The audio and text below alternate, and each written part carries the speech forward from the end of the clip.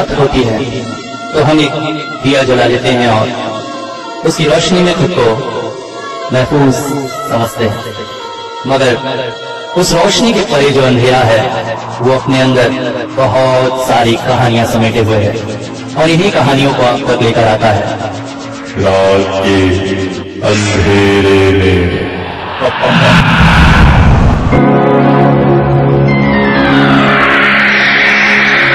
दोस्तों, इस दुनिया में बहुत कुछ ऐसा है जो हमारी समझ से परे होता है।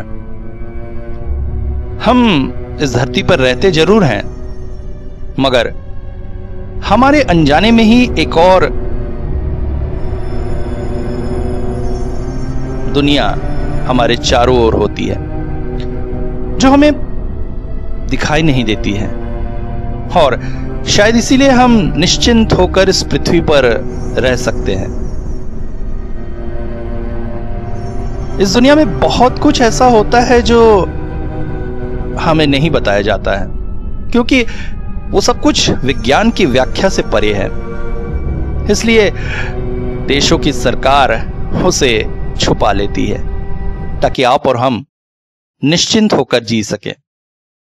मगर कुछ ऐसे दुर्भाग्यशाली लोग होते हैं जिनको इन चीजों से सामना करने का अवसर मिल जाता है, और वो अवसर उनकी जिंदगी को बहुत बुरी तरह प्रभावित करता है। इंजीनियरिंग पास करने के बाद उन दिनों मैं नौकरी की तलाश में भटक रहा था, और ऐसे में ही मौका मिला सुदूर बस्तर प्रांत में एक मोटर पार्ट की कंपनी में जॉब का। जॉब की सैलरी काफी अच्छी थी और एक्सपीरियंस का कोई बाधा न थी। रहने खाने की भी अच्छी व्यवस्था थी, बस जगह थोड़ी सी पिछड़े इलाके में थी और वैसे भी वहां नक्सल उत्पात तो है ही। मगर काम के जुनून में मैं इन सब को न सोचकर नौकरी एक्सेप्ट कर लिया। हालांकि घर के लोगों ने काफी विरोध किया, मगर जवानी का खून कहां सुनता है। मैं जॉब के लिए निकल पड़ा। जिस इलाके में ये मोटर पार्ट की कंपनी थी वो वैसे ही थोड़ा पिछड़ा हुआ था। मुख्य सड़क पर एक बस स्टॉप के पास से एक डामर की सड़क निकल जाती थी जो अंदर जंगल को जाती थी, और जंगल के आखिरी सिरे में ये फैक्ट्री थी। कहते हैं करीब 150 साल पुरानी है। अंग्रेजों ने इस कंपनी बनाया था और बाद में फिर किसी भारतीय मालिक ने खरीदा और कई मालिकों के हाथों से होते हुए वर्तमान मालिक के हाथों में था। आने जाने के लिए हमें कंपनी की गाड़ी दी जाती थी जो काम खत्म होने के बाद हमें मुख्य सड़क तक छोड़ देती और सवेरे मुख्य सड़क से फैक्ट्री तक पहुंचा देती, क्योंकि सड़क में अपनी गाड़ी से आते हुए अगर गाड़ी बिगड़ जाए तो गाड़ी बनवाने में शायद आदमी को जान का जोखिम हो जाए। मैं नौकरी ज्वाइन करने के बाद काफी खुश था, सिर्फ उस रात तक। नहीं, उस रात के बाद भी मेरे सबऑर्डिनेट्स, मजदूरों और जनरल मैनेजर के व्यवहार कुछ खराब ना हुआ, मगर उस रात को जो अनुभव हुआ उसने मुझे कई रातों तक सोने न दिया था, और मैं यहां से नौकरी छोड़कर फरार हो गया। नौकरी ज्वाइन करने के बाद मैं बड़ा दिल लगाकर काम करता था। मेरे ऊपर 3 सीनियर इंजीनियर्स थे, मगर मेरी कोशिश यह रहती थी कि फैक्ट्री में जो भी प्रॉब्लम आए उससे मैं तुरंत निपटा दूं, ताकि मैनेजमेंट की नजरों में और अपने सबऑर्डिनेट की नजरों में नाम कमा सकूं। और अक्सर होता भी ऐसा था। मेरे काम से सभी खुश थे, मजदूर, सीनियर इंजीनियर्स, जनरल मैनेजर, सभी। कुछ ही दिनों में अच्छी खासी इंक्रीमेंट में मिल गई, काम ठीक चलता रहा। मुझे काम खत्म करके जाते जाते अक्सर देर हो जाती थी, रात के 9-10 बज जाते थे। इन इलाकों में 9-10 बजे मतलब रात का सन्नाटा बहुत ही गहरा जाता है, मगर मुझे कभी किसी बात का डर का एहसास न हुआ। निडरता से मैं अपना काम किए जा रहा था। उस दिन सवेरे से ही तेज बारिश हो रही थी। ऐसा लग रहा था जैसे आसमान फट पड़ेगा। ऑफिस पहुंचा तो पता चला कि मेरे तीनों सीनियर इंजीनियर्स आज ऑफिस नहीं आ सके हैं। सो ऑफिस मुझे ही पूरा संभालना था। ऊपर से आज ऐसा लग रहा था जैसे मशीनें भी मेरे साथ मजाक कर रही हैं। एक के बाद एक कोई ना कोई मशीन बिगड़ती ही जा रही थी और मैं पूरे दम लगाकर मशीनों को सुधारता जा रहा था ताकि ऑफिस के काम में कोई कमी ना आए। देखते देखते दिन बीत गया और जब मेरा ध्यान टूटा आखिरी मशीन सुधारने के बाद, तो घड़ी में रात के 11:30 बज रहे थे। मैं चौंक गया। इस टाइम तो कोई भी बस और टैक्सी नहीं मिल पाएगी शहर तक जाने के लिए। मैं मेस कैसे जाऊंगा? मन में विचार आया कि आज की रात फैक्ट्री में ही रुक जाता हूं। वैसे कोई बाधा तो थी नहीं। पास ही में स्टोर रूम था जहां पर आराम से सोया जा सकता था। मौसम भी काफी अच्छा था और चौकीदार बबलू तो था ही। इसलिए मैंने विचार किया कि आज की रात फैक्ट्री में ही रुकूंगा। अभी ये सोच ही रहा था कि अचानक बबलू कान के पास आकर बोल पड़ा, साहब आपके मेस मालिक के पास तो अपनी गाड़ी है, उन्हें कॉल करके बोलिए ना कि आपको ले जाए। हाँ, वो मेरे ससुर लगते हैं, इतनी रात को इस जंगल में आएंगे मुझे लेने के लिए। और तुम मेरे कान के पास आके क्यों चीख रहे हो भाई? थोड़ा दूर से बात करो ना। तो क्या सोचा है साहब? सोचना क्या है, आज की रात यहीं रुकूंगा। इस बारिश में क्या अकेले जाऊंगा? ऑफिस की गाड़ी चलो मेन रोड तक छोड़ देगी, मगर उसके बाद क्या पैदल मेस जाऊंगा? नहीं साहब, यहां मत रुकिए। क्यों, क्या हुआ? ये जगह ठीक नहीं है साहब, ठीक नहीं है। बबलू की बात सुनकर मुझे कुछ आश्चर्य सा लगा। फिर मन में बात आई कि बबलू एक नंबर का गंजेड़ी है। हो सकता है रात में फैक्ट्री से सामान चुराता हूं। वैसे भी मोटर पार्ट की फैक्ट्री है, चारों ओर लोहे लक्कड़ वगैरह बिखरे रहते हैं। रद्दी उठाकर बेचकर अच्छा खासा कमा लेता होगा। अरे कुछ नहीं तो स्प्रे स्क्रू ही उठाकर ले जाए तो आराम से गांजे का इंतजाम तो हो ही जाता होगा। आज की रात रुककर इस बेटे की कारस्तानी भी खोजता हूं, मैनेजमेंट को बताऊंगा, मन ही मन मैंने सोचा। और स्टोर रूम की ओर जाने लगा। बबलू ने दोबारा कहा, तो साहब यही रुकेंगे? इसमें पूछने वाली कौन सी बात है भाई? ठीक है साहब, मैं हूं, कुछ लगे तो बुला लीजिएगा, कहकर वो जाने लगा। जाते जाते रुककर बोला, साहब आप बहुत अच्छे इंसान हैं, आपने मेरी मदद न की होती तो आज मेरा इकलौता बेटा जिंदा ना होता। अरे इसमें कहने की क्या बात है बबलू, तुम्हारे बेटा इतने बुरी तरह से बीमार था, तुम्हारे पास पैसे नहीं थे, मैंने मदद कर दी। नहीं साहब, गरीब को इतने पैसे कोई नहीं देता है। गरीब के बेटे का जिंदा रहना और मुर्दा क्या, मगर आपने भगवान बनकर बचाया उसे। अरे बबलू देखो, बहुत नींद आ रही है यार, आज दिन भर में मैं बहुत थक गया हूं, मैं जाकर सोता हूं, तुम्हारी बातें कभी और करना। हाँ साहब, आप सोइए। साहब मैं आपको कुछ नहीं होने दूंगा साहब, मैं अपनी जान पे खेल जाऊंगा। बबलू की बात दिमाग से परे थी। मैं स्टोर रूम में चला गया, दरवाजा अंजे से अच्छे से बंद कर लिया। बबलू की बातों ने शायद दिमाग पर असर कर दिया था, इसलिए जमीन पर सोना मुझे उचित न लगा। पास ही एक ऊंचा सा संदूक था, एक स्टूल लगाकर मैं उस पर चढ़ गया। पास ही कुछ दरी वगैरह थी, उन्हें बिछाकर बिस्तर सा बना लिया। मेरे साथ मेरा लैपटॉप भी रहता है और उस लैपटॉप में ऑफिस के सारे कैमरे भी कनेक्टेड हैं। मैंने लैपटॉप ऑन करके सारे कैमरे चालू कर लिए। लैपटॉप स्क्रीन 6 भागों में बट गई। ऑफिस का हर एक कैमरा मुझे दिखाई दे रहा था। लक्ष्य था कैमरों पर नजर रखकर बबलू की कारस्तानी रिकॉर्ड करना। बाहर कोई भी अगर हरकत होती किसी कैमरे में तो बीप की आवाज के साथ मुझे पता चल जाता। मोबाइल पर कुछ देर फेसबुक वगैरह करते हुए मैं उन कैमरों पर नजर रखे हुए था। फिर थकावट से नींद आने लगी और मैं सो गया। रात में पता नहीं कितने बजे, मगर अचानक कैमरे की बीप ने मेरी नींद तोड़ दी।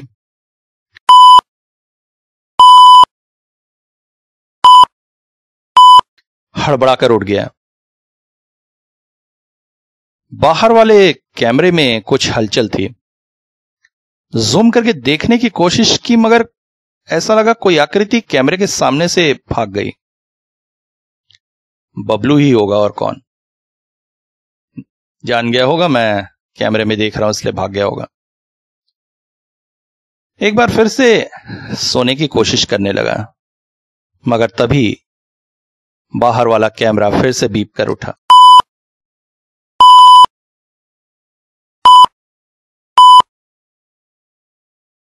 हड़बड़ाकर कैमरा जूम किया तो जो कुछ देखा उसे देखकर एक ठंडी सी सिहरन दौड़ गई मेरी रीढ़ की हड्डी में। बाहर वाले शटर में एक आकृति बैठी हुई थी। हां, उकड़ू ही बैठी हुई थी। बाहर लाइट उतनी स्पष्ट नहीं थी इसलिए स्पष्ट नहीं दिख रहा था, मगर समझ में आ रहा था कि वो आकृति शटर में हाथ रखे आंख लगाए हुई थी, जैसे कुछ देखने की कोशिश कर रही है और उसे शटर के आर पार दिख भी रहा हो। तभी उस आकृति ने कैमरे की तरफ देखा, यानी कि मेरी तरफ। जैसे उसे पता चल गया कि कैमरे के द्वारा मैं उसे देख रहा हूं।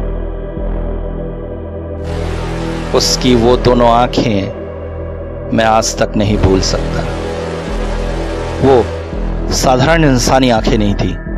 ऐसा लग रहा था जैसे तो हीरे के टुकड़े चमक रहे हों। अचानक कैमरे में फिर कुछ भी नहीं था।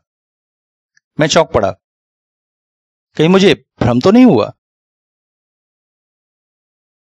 एक बार फिर से सोने की कोशिश कर ही रहा था कि अचानक अंदर वाले कैमरे ने बीप दी।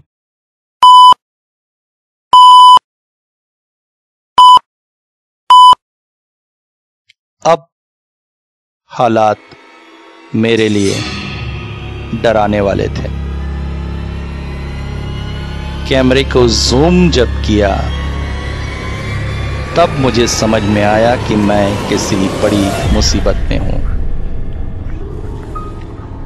अंदर की लाइट में वो आकृति मुझे स्पष्ट दिखाई दी। 3 फुट की एक दुबले पतले शरीर की आकृति, जिसके सर पर चमड़े निकले हुए से थे और छोटे छोटे बालों के टुकड़े जैसे लटक रहे थे। उसका चेहरा बेहद ही अजीब और खौफनाक था। आंखों में 2 हीरे के टुकड़े चमक रहे हो ऐसी हालात थी। शरीर पर कपड़े थे या नहीं पता नहीं, मगर पूरे शरीर का रंग हरा सा था और वो एकटक कैमरे की ओर देख रहा था। उसे देखकर मैं चौंक पड़ा। शटर से वो अंदर कैसे आया और है क्या ये? ऐसी खौफनाक भयानक आकृति आज तक मैंने कभी नहीं देखी है। अगले ही पल मेरे शरीर में एक बार फिर से सिहरन दौड़ गई, क्योंकि जिस तरह से वो कैमरे को देख रहा था, शायद अगले ही पल वो स्टोर रूम में अंदर आ सकता था। और अगर शटर से वो अंदर आ सकता है तो स्टोर रूम की गेट से अंदर आना कोई बहुत बड़ी बात नहीं है। मैं चौंक पड़ा और सोचने लगा कि कहां छुपकर उससे बच सकूं। मन ही मन बात आई, सवेरे ये बात पूरे ऑफिस को बतानी है। ये भयानक खतरा ऑफिस पर मंडराता है और शायद इसके बारे में बबलू को भी पता है। मगर बबलू कहां गया? मैंने तुरंत ही मोबाइल उठाकर बबलू को कॉल लगाया।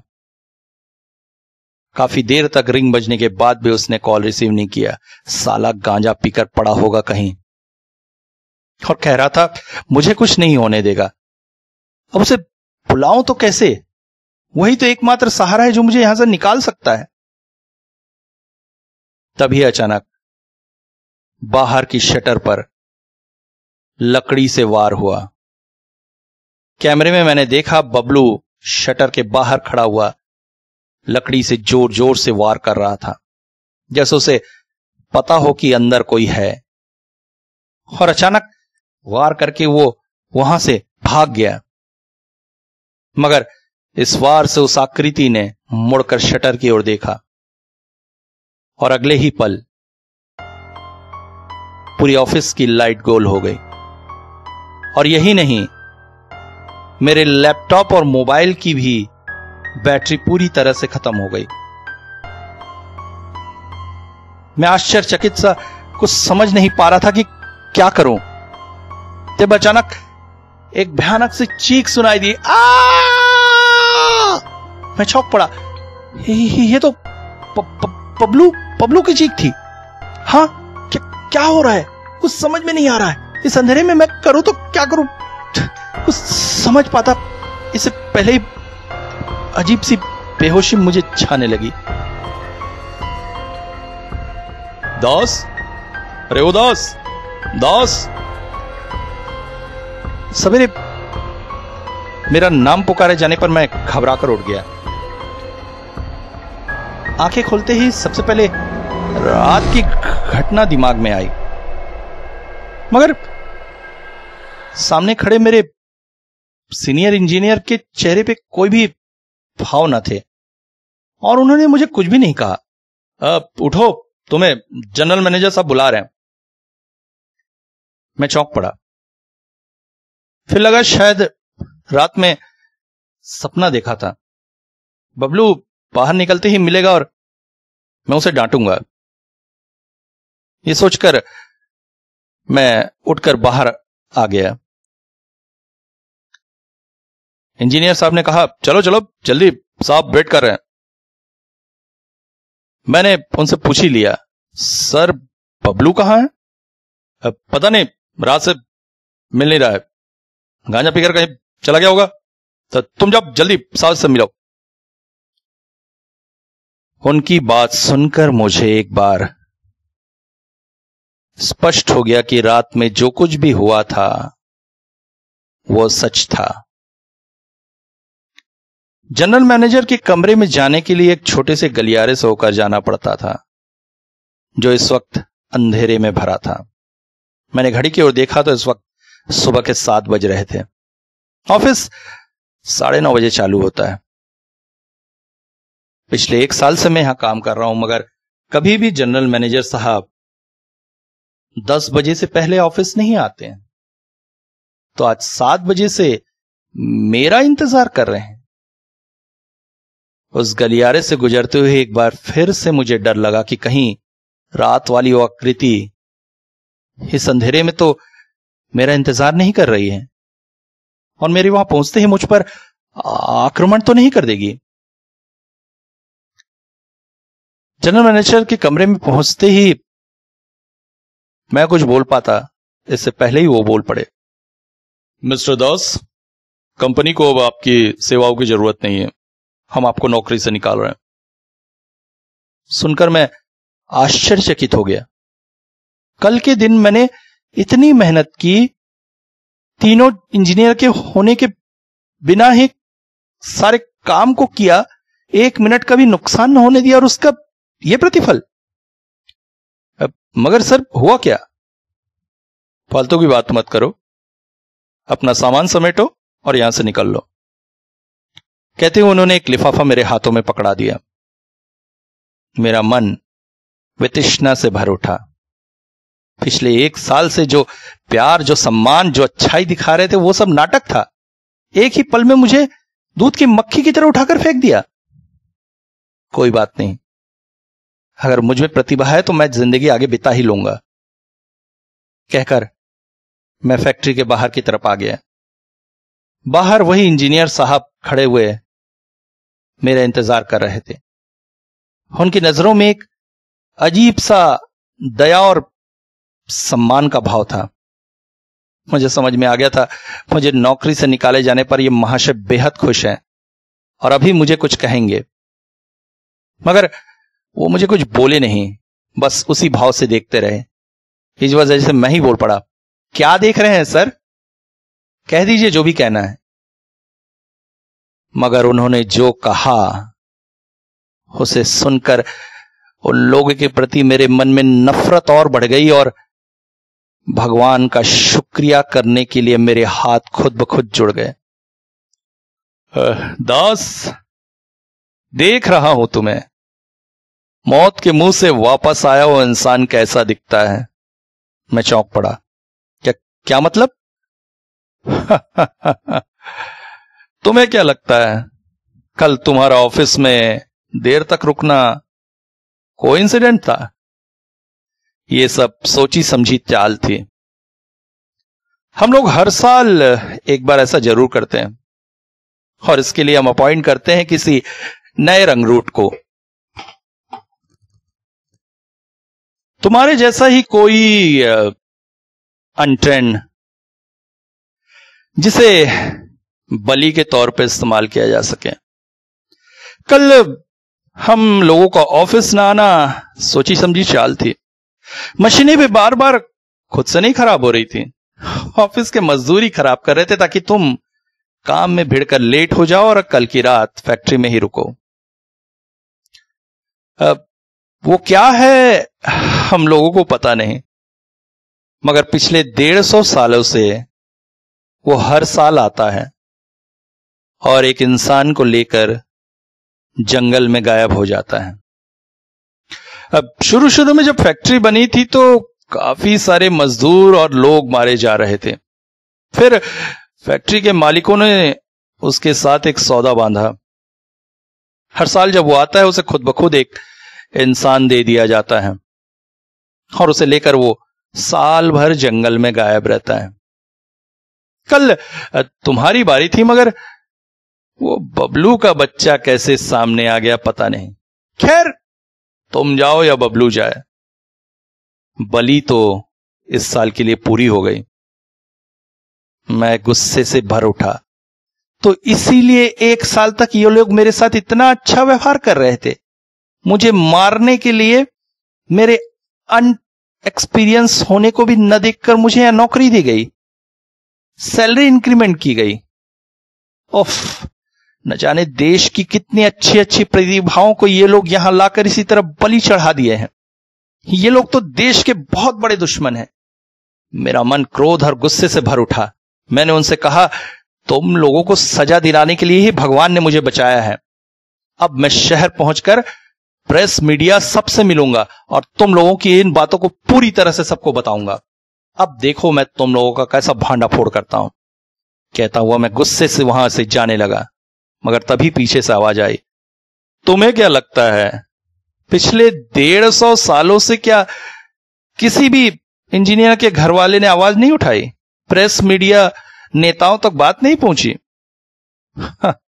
यहां के मालिक बहुत शक्तिशाली हैं बेटा। अगर तुमने उनके खिलाफ जाने की कोशिश की तो तुम ही नहीं, तुम्हारा पूरा परिवार खत्म कर दिया जाएगा। इसलिए ठंडे दिमाग से काम लो और जो कुछ हो रहा है उसे होने दो। तुम्हारी कोई औकात नहीं है कि तुम कुछ कर सको। मैं गुस्से के साथ वहां से चला आया। मगर ट्रेन में जैसे जैसे मैं अपने शहर की ओर पहुंच रहा था, मेरा दिमाग ठंडा होने लगा।